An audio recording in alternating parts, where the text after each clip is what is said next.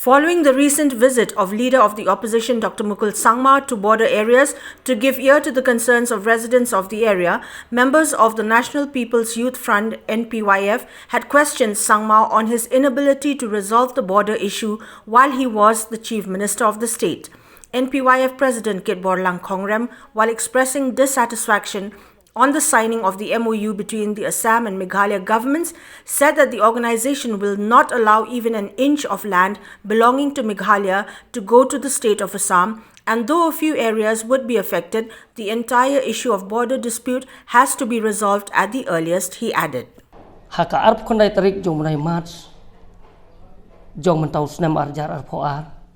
nilai UI ya ka sorkar jela hapo jingilam jong ka NPP hapo ka leadership jong Isar Conrad ke Sangma kila ya sign ya ka memorandum of understanding hapdeng ka jela Assam hapo ka jingilam jong Chief Minister Himanta Biswa Sarma ha po Delhi hakmat jong Home Minister jong ka sorkar India Hamid Shahji tena kaliang jongi ngisawan panpau ka jing dokumen nomor ba ya kani kamat kabala sateng mentala palat san posnam lala ya kaban wanra hadu kat kani ka bentah ya kaban ya soy ya kani ka memorandum kata kani ka bentah kaba nengkong kabang soban ai ka jinghiro ya ka sorkar hapo jing hilam jong ka National People's Party pi hakiwi pat ki sorkar ngimpat jui ba Kim Don ki Chief Minister ki ban sim khaya kan dengan kam ban ya kren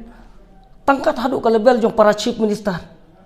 dah kabangan penken mau yang ya Dr. Mukul haji syaka di kapor ka biang tam namar hami khalias secara ke parti kongres mau long Chief Minister hapo Assam secara ke kongres long Chief Minister utarun kukoi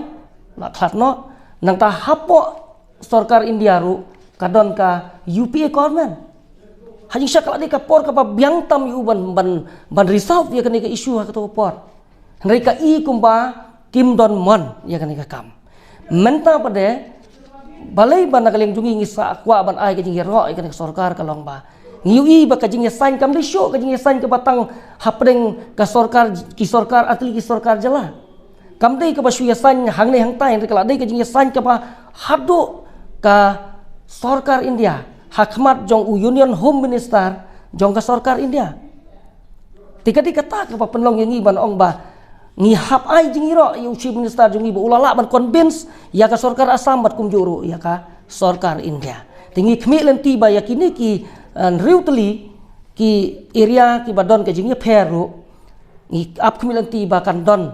ka jing la jong Chief Minister jong iban penbenyo kloi kat bala bat ngida khmilen tiru bakan don ke jingi trailang jong paro ki badai ki badon mentang tu nadu ki sem nadu ki pajba nong sung snong bakin ya pej ha haswa banda le ya kene kam nang bakan wara ka jing hun ya barok khot la ngis ngau baka long ka ba sya pan hunlut ya barok dan rai kat bala hi ngi don hi kata kam sem on man kerpat ya sorkar ban ya pej bnya ban ya pej ba kanang bakan wara ka jing hun ya babon ki ba ya tengkho ha kene ka jaka